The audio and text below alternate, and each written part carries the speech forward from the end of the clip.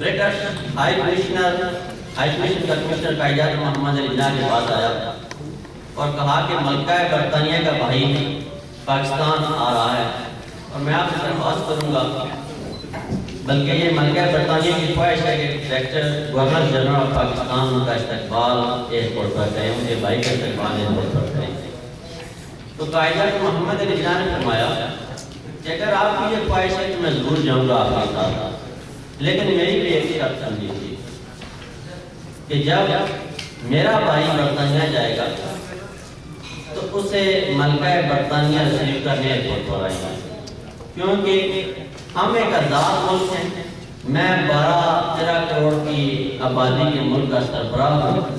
اور ہم برابری کی سطح پر تعلقات چاہتے ہیں۔ آگے میں کیا کہوں، الفاظ اجازت نہیں دیتے کہ ہم ہی تیرے ماں کا اراؤں میں، خشکیوں میں کبھی لڑتے کبھی دریاؤں میں، دیا دانے کبھی یورپ کے کلیساؤں میں، کبھی افریقہ کے تپتے ہوئے صحراؤں میں۔ اب میں دعوت دوں گا آج کی تقریب کے مہمان خصوصی نائب سفیر پاکستان جناب شیام اکبر صاحب کو۔ ان کے تعارف کی ذات ان کی محتاج تو نہیں، اور یہی کافی ہے کہ صدر پاکستان اور وزیر اعظم پاکستان نے انہیں اپنا نمائندہ بنا کر مملکت میں بھیجا۔ ان کی اپنے ملک اور اپنے قائد محمد علی جناح سے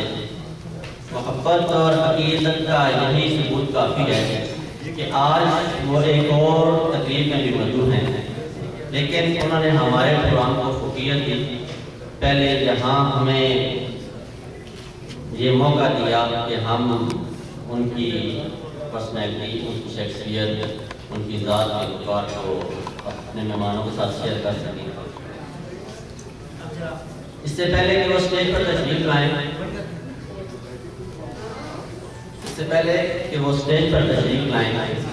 میں جناب عتیق احمد راز صاحب اور ISS کے سربراہ جناب فواد علی صاحب سے ریکویسٹ کروں گا کہ ہماری طرف سے ISS کی ٹیم کی طرف سے جو شیلڈ ان کے لیے رکھی گئی ہے وہ انہیں پیش کی جائے۔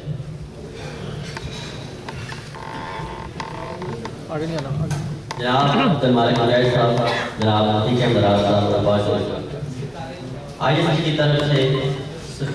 نائب سفیر پاکستان جناب شیام اکبر صاحب کو یہ ایک ہماری طرف سے تحفہ ہمارا پروگرام شیئر کر رہے ہیں۔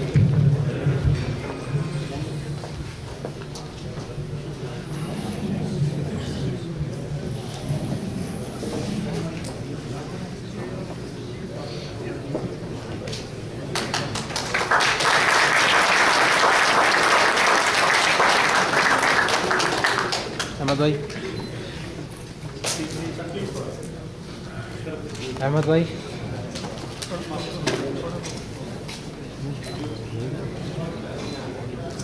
ماشاءاللہ جی، ہم بڑے شکر گزار ہیں تمام میڈیا کے، انہوں نے ہمارے پروگرام کو بھرپور coverage the,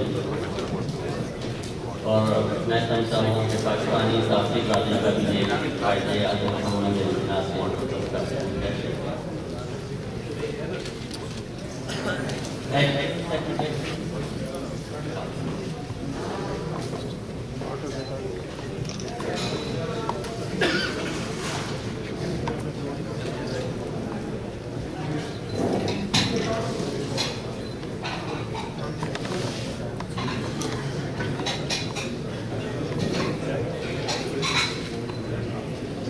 thank you very much ہمارے تمام مہمانوں کا، تمام صحافتی برادریوں کا۔ آپ سب کی تعلیم کی گود میں تشریف لاتے ہیں نائب سفیر پاکستان جناب شیام اکبر صاحب۔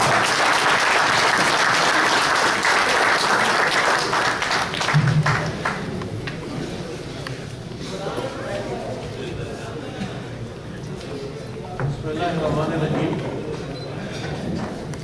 جناب فواد چودھری صاحب، جناب عتیق احمد راز صاحب، جناب عبدالمالک مجاہد صاحب اور ہال میں تشریف فرما میرے عزیز ساتھی،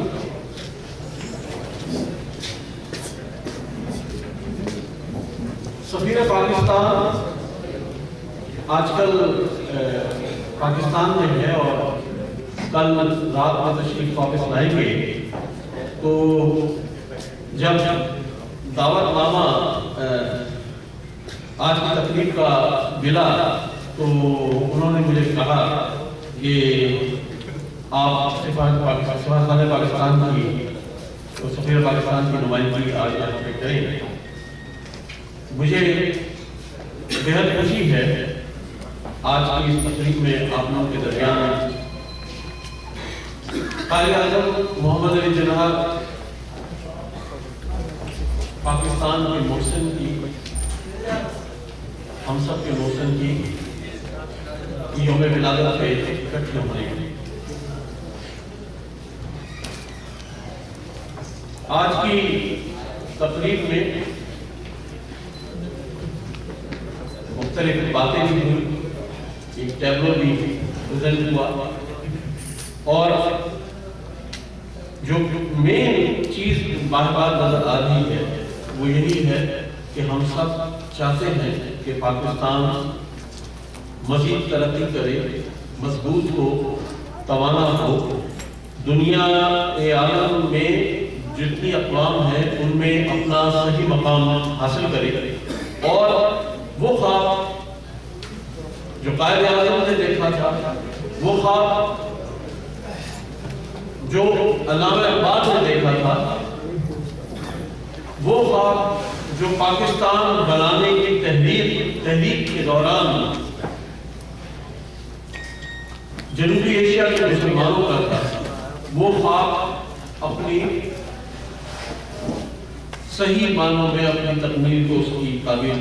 تعبیر کو حاصل کرے اور اپنی تکمیل کو پہنچے، جو جائز تکمیل ہے پاکستان کی۔ یہاں پہ امید کے بارے میں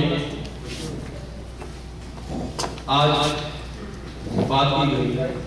کہ امید کی بھی مقبرہ بن رہا تھا۔ میں ذاتی طور پر سمجھتا ہوں کہ امید کو چھوڑا نہیں جا سکتا، امید ہر دم قائم رکھنی چاہیے۔ جس دین سے ہمارا تعلق ہے اور جس دین کے نام سے ہم نے علیحدہ مملکت 1947 میں حاصل کی تھی، اس دین میں پہلے دن سے ایسے بار بار حالات بدلتے رہے،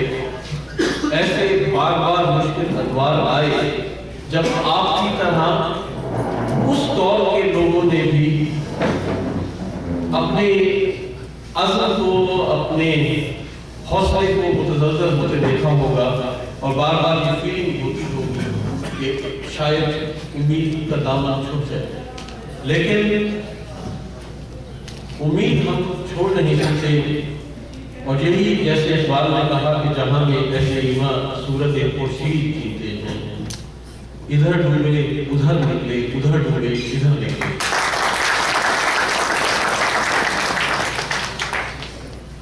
بات ہوئی کہ دیش کے لوگ غلامی چھوڑنے پر رضامند نہیں۔ ایک ملک جس میں بات جو جمہوری طریقے سے حاصل ہوا، جس میں ووٹ کے ذریعے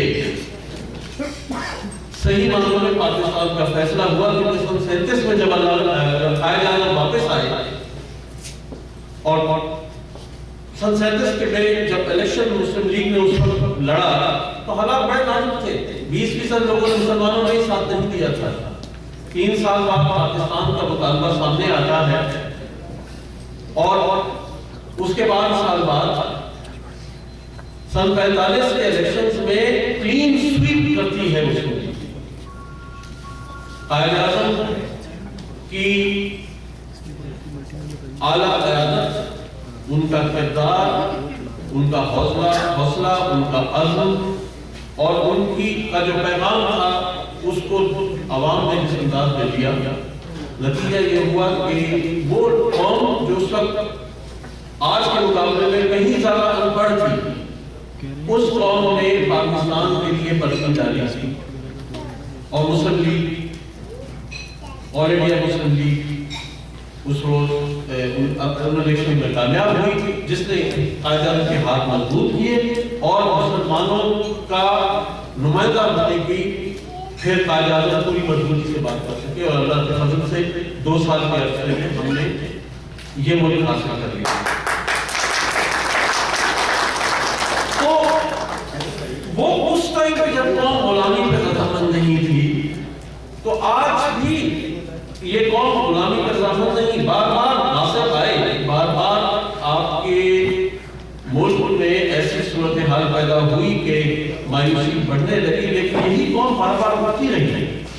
بار بار اٹھی ہے۔ چند سال پہلے بھی آپ نے دیکھا ہے۔ تو یہ چیز ثابت کرتی ہے کہ ہم شاید نہ ہی امید کو چھوڑ پائے ہیں اور نہ ہی ہم غلامی میں رہنے کے شوقین ہیں۔ وقت ایک بار پھر پاکستانی قوم کو موقع فراہم کر رہا ہے۔ موجودہ حکومت اپنے ٹینیور چند ماہ میں پورا کر رہی ہے، اور اس کے فوراً بعد انشاءاللہ نزدیک الیکشنز ہوں گے، اور امید ہے کہ بہترین فیصلہ پاکستانی قوم کو دے گا۔ میں قائد اعظم کے بارے میں ایک دو باتیں کروں۔ وہ شخص جس کا کوئی پیچھے بڑا جاگیرداری خاندان نہیں تھا، کراچی کے ایک بزنس مین کا بیٹا تھا، اور وہاں سے انگلستان پہنچ گیا، انگلستان سے واپس آیا۔ بمبئی میں بے شمار وکیل بیٹھے ہوں گے، بمبئی میں بڑے بڑے پیسے والے لوگ بیٹھے ہوئے تھے۔ اس نے محنت کی، اور آپ دیکھتے ہیں کہ چند عرصے میں ایسی صورتحال پیدا ہو جاتی ہے کہ اس شخص کو کانگریس اور مسلم لیگ دونوں کا اجلاس کی صدارت کرنے کا موقع ملتا ہے۔ 1916 کے لکھنؤ کا وہ صدارت کرتے ہیں، مسلم لیگ کی صدارت کرتے ہیں، مشکل ادوار آتے ہیں۔ پھر یہ وقت بھی آیا ہے کہ قائد اعظم نے اپنی وکالت کے اتنی اعلیٰ وکالت تھی کہ انہوں نے اللہ تعالیٰ نے ان کو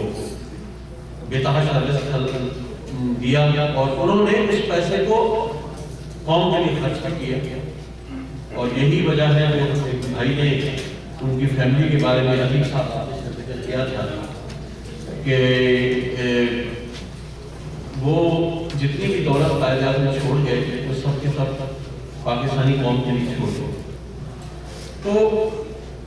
آدمی عظیم انسان، عظیم شخص ایک ایسی صورتحال میں جبکہ دنیا بھر میں مخالفت تھی، اور خود مسلمانوں کے اندر بے تحاشا مخالفت تھی مسلمانوں کے اندر، بٹ فولاد کی حوصلے کا یہ شخص سامنے کھڑا رہا۔ میں اپنی اس دوران چھوٹی سی ذاتی وہ بات کرتا چلوں۔ میرے والد کا خاندان دلیال ملتان سے ہے، اور میری والدہ میرا ننیال جو ہے وہ الہ آباد سے انڈیا میں۔ تو میرا ذاتی حیثیت میں میرا بھی قائد اعظم کا میں احسان نہیں اتار سکتا، کیونکہ اگر پاکستان نہ بنا ہوتا تو کسی طور پہ یہ دو خاندان آپس میں مل نہیں سکتے تھے۔ تو میں تو ہر لمحے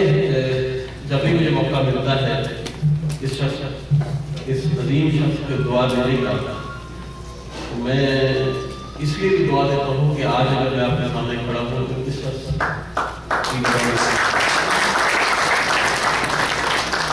وہ شخص ہے جس نے ہم کو اللہ کے فضل سے ایک شناخت دی۔ آج اگر یہ جھنڈا میں یہاں لگا کے کھڑا ہوں تو یہ اس شخص کی محنت ہے، اور اللہ کا کرم ہے۔ اگرچہ افسوس کا مقام بھی ہمارے لیے ہے کہ قائد اعظم صرف 1 سال ہم سے چھوٹ کے دور چلے گئے، لیکن اللہ کا یہ بھی کرم ہے کہ پاکستان بننے تک وہ زندہ رہے۔ اگر خدا نہ خواستہ اللہ کو ہم سے پہلے چھین لیتا تو شاید صورتحال کہیں اور چلی جاتی۔ تو اس شخص نے جو ہمیں شناخت دی ہے ہمیں اس کا خیال بھی رکھنا ہے، ہم نے اس کو مزید جلال بخشنی ہے، اور جو ملک ہمیں ملا ہے اس پہ لازمی بات ہے، ملک مشکل حالات سے گزر رہا ہے، بار بار گزرا ہے، بہت صحیح طریقے سے ٹیبلوں میں بھی ڈپیکٹ کیا گیا ہے، لیکن ایسے مشکل حالات ہر قوم پہ آتے ہیں، ہر ملک پہ آتے ہیں۔ یونائٹڈ اسٹیٹس 236 سال ہو گئے ہیں آزاد ہوئے ہوئے، سول وار کی میں بات نہیں کرتا جب کہ 100 سال کے بعد ملک کے نام ہوئی تھی اور ملک ورچولی بہت بڑے ہو جاتا تھا، لیکن